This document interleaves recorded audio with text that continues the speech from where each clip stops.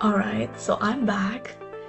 It's been a while, and if I'm being completely honest, these past few months have been like insane. So I just graduated December and I started working and I moved to a new place and I've been trying to settle in. It was a lot, and somewhere in all that chaos, I felt like I lost what I was really trying to make out of myself, and I was letting life dictate my every move.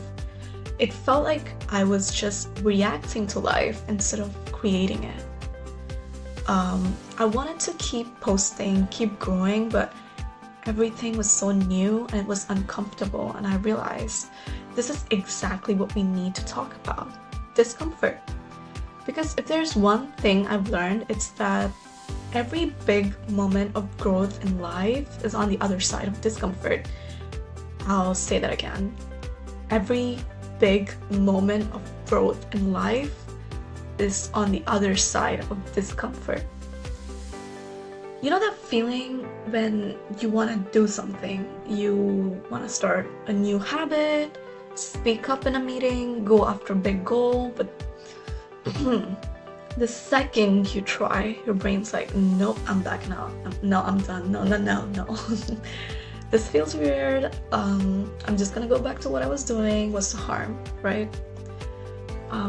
Well, that is your brain trying to keep you safe, and it's your brain's job. But guess what? Safe doesn't mean progress. Safe keeps you safe, but it doesn't help you progress. Think about it. The most confident people you know, they weren't born that way. They practiced putting themselves in situations that forced them to grow. The most successful people, they took risks even when they were scared. If you look at every big transformation in your life, I guarantee discomfort was part of the equation. So today, I want you to stop avoiding discomfort and start training yourself to embrace it. I'm not asking you to impulsively make uncomfortable decisions, but train yourself to embrace discomfort and flourish even in uncomfortable situations. So, to help you guys with this, I've come up with a 4-week challenge. Here's the deal. I've put together 10 different challenge sets. Each one focuses on a different kind of growth, whether it's confidence, mental toughness, discipline, or communication. Every week, you'll do one uncomfortable thing, and by the end of 4 weeks, you'll realize you're capable of way more than you thought. And for all the 4 tasks, you get 1 month. But if you think you can complete it earlier, you can alter the timelines. But the maximum is 1 month and 1 week for each task. Do not go over that. Try to stick to the timeline because that's what's going to help you achieve the goal.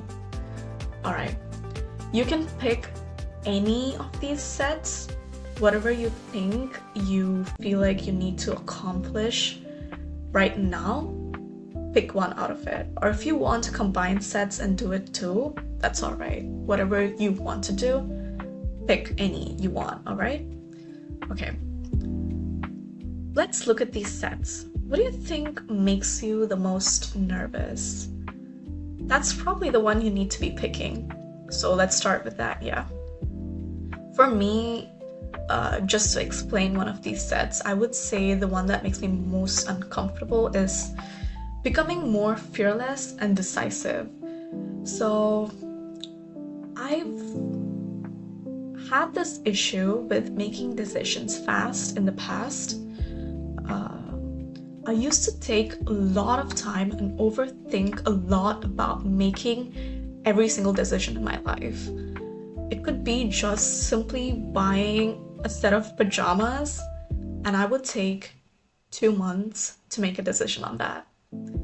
That's how I used to be. I took so long for each decision, and I would put in so much effort to make each decision. By the time I make that decision, I would have been exhausted. I would ask my friends for opinions. I would ask my parents for opinions. I would basically go on the internet, on Reddit, like looking up, are these pajamas good? I mean, it's just a pair of pajamas. And I would need so much validation and so much work and time to make even a single decision like that. And I feel like that kind of a trait usually stems from the fear of what if your decision is wrong? And even for a simple decision or a major decision that could apply, it is the fear of making the wrong decision by yourself and having only yourself be accountable for that decision. So you go through so many other people, and when you finalize that decision, you're like, so many other people approve of it, so it must be the right decision. But it's not purely you, so does that mean that you cannot make a right decision on your own? I mean, that's pretty much what you're feeding yourself by doing this. So for people that have this kind of a trait in you, I feel like this 4-week challenge is definitely going to help. So for the first week, I've given the task of making one decision very fast without overthinking for each day of the week, and that is 7 super fast, no overthinking decisions for the week. So what does this actually do? So it could be a very simple decision like what drink should I get, or what food should I buy, or what groceries do I get for the week. But this trains you through the week to make quick decisions without overthinking, and this could basically snowball into helping you make bigger decisions fast without overthinking too much. You're basically saving time and effort in making decisions fast. And also, even though some big decisions may require time, if you give the same amount of time even to small decisions, you're basically wasting time. So you need to know intuitively, and it needs to be already trained in your mind how much time and effort is required for the decision based on the size of the decision. And that is what this 1 week is going to help you. So when you make a decision fast without overthinking, your brain is trained for that specific decision, like getting food. This is the amount of time and effort it takes for me to make this decision. So in the future, that is the same amount of time and effort I'm going to put in to make that kind of a decision. And you also feel relieved. You're not exhausted in putting so much time into making a decision. So your brain actually has the time and effort that you can apply to other more important tasks. So that is the purpose of making a decision fast, to train you in it, right? The next task is saying yes to something out of your comfort zone. Well, that can be something very difficult to do. It could be anything, like your friend asking you to do an activity that you normally would not do. I would say for me, that is like driving. I am not good at driving.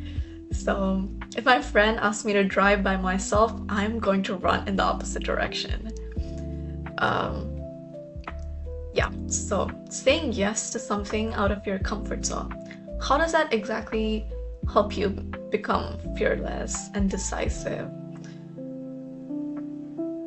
You're basically making a quick decision and not overthinking making a decision like that and being scared of that decision. Make that decision, and whatever comes may come, you deal with it later. So if my friend asks to drive and I'm scared of driving, I'm gonna drive. And then I'm gonna drive really slow and I'm gonna figure it out, right? Because you're gonna have to do some actions and do things out of your comfort zone to grow and progress. If you're gonna hold back and not say yes to things that might help you grow just because it makes you uncomfortable, and you're scared that if you say yes to this and make a decision like that, it's going to affect you negatively, you're not considering the fact that this could bring you a lot of progress and positivity. You're just gonna have to get in, say yes, do it, and then whatever comes after that, just deal with it. Whatever comes after that, figure it out. You're smart, right? You can figure it out after that, but you're going to have to do it so you can progress and you're not stagnant in the same position, right? All right. For the next task, it is doing something alone in public. So this might sound kind of out of place for becoming more fearless and decisive. Like, how is doing something alone in public going to help me be more decisive? I mean, it does help being fearless, but how does it help to be more decisive? So let me give you an example. Say you've always wanted to do an activity that you've asked your friends to do with you, but they've said no because they don't find it as interesting as you do. Like, for example, I've always wanted to go to movies like the Godzilla or Jurassic Park, but most of my friends think that it's pretty immature, or they just don't want to go see a movie like that. They would rather be interested in something that's action-packed or something that's up their league, right? So, but I love movies like these and I would love to see them. And especially going to the theaters and watching them, it's so good because there's dinosaurs on big screens and you get to watch it with 3D glasses. But for years, I did not do that for all the movies that came out in Jurassic Park because nobody wanted to do it with me. But then one day, like, there was Dominion out, like, it is one of the parts of Jurassic Park, and I really, really, really wanted to go, so I just went by myself.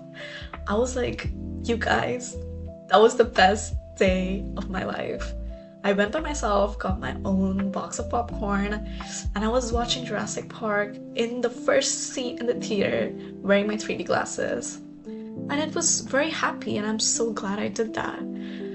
So, doing something alone in public actually helps you do the things you want to do without requiring the validation of others for your opinions and decisions to do a certain thing. If I want to watch Jurassic Park, that is my decision, and if someone doesn't validate it by saying, yes, Jurassic Park is a good movie, I'll come watch it with you,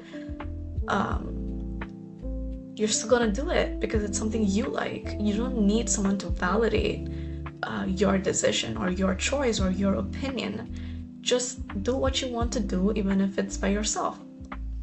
So if you want to go get a certain type of food at a certain restaurant that you don't think others support, like your friends support, they just don't think that place is good, or if it's actually not good, that's a whole different conversation. But if they don't want to do it because they don't like that kind of food, like some people might not like Italian, so say your friend said, oh, I don't like Italian, you don't have to go, oh, it's okay, I'll not go. Just go. If you like Italian, go get Italian food by yourself. Don't push it away because that choice of yours was not validated. Do what you want to do, period. Get new experiences and make yourself happy. So for this challenge, do at least one thing alone in public within that 1 week, right? Decide something, go to it, do it, have fun, and you have the fear of doing something alone in public embraced, and also you've made a decision or a choice without validation. All right, so for the next task, it is making a bold move. This could be something career-based, like asking for a raise, or it could be you reaching out to an influential person for an opportunity. Anything that scares you, a bold move, make one or two or any more that you want to make within that week. But if it's a very big decision and you want a little bit of time to think about it, take the week, but make that decision within that week. And that's going to help you rely only on yourself to make a decision like that, right? So what this does is basically train you to make big, bold decisions within a certain amount of time with only your effort. Because in a lot of challenging situations, you might not have the time and effort that you normally require, like 2 months to buy something and a bunch of people to validate that. Sometimes you don't have that. In seriously challenging situations, you're going to have to make a decision on your own with very less time. If you're used to that amount of time, that huge amount of time and huge amount of effort to make a decision, when you're used to that and you're put in a position like that, you're gonna shut down. So you're gonna have to train yourself to make even big decisions with less time and less effort. And that is what this activity is gonna help you do, by giving you 1 week to at least make one big, bold decision, right? All right, so that's the purpose of the challenge set, Become More Fearless and Decisive. And I have 9 more sets that you guys can look through and pick one. I will go into detail on all of these sets in other videos, but I don't want to have this video be too long, so you get the actual content of the video and you can easily get started on any of these sets. Alright, so here's what is going to happen. The first few days of doing this challenge, it's gonna feel awkward. You might cringe at yourself, you might overthink it, but by week 2, you're gonna start realizing, wait, this isn't as scary as I thought.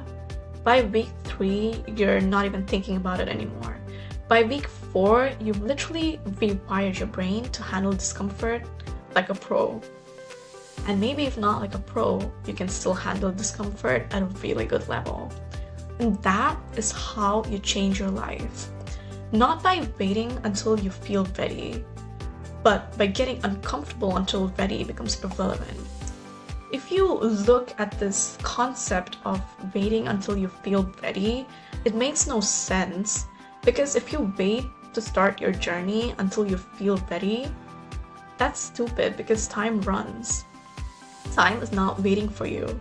If you're waiting to feel ready, you can do it all you want, but time's running, people are running, everything out there is going fast. So you are going to have to get into the journey, because the journey is what's going to get you ready for what's out there. The journey is what is going to get you ready for success and the goals that you've set for yourself. Here's a challenge. You've got 10 sets. Pick one or how many ever sets you want, but just know that each set takes only 1 month maximum, and you should take only 1 week for each of these tasks, no matter how many sets you choose. So, I don't care if you're listening to this in the middle of the night, mid-scroll on your phone, in your bed, start now. Do one small uncomfortable thing today and then do another tomorrow. You can tag me, DM me, let me know what set you picked, and I definitely want to hear about your journey, and I'm pretty sure commenting your journey will help other viewers and listeners to be inspired. So yeah, I guess I'm back, and we're gonna get a lot more videos in for you guys. So let's go embrace discomfort, and I'll see you in my next video.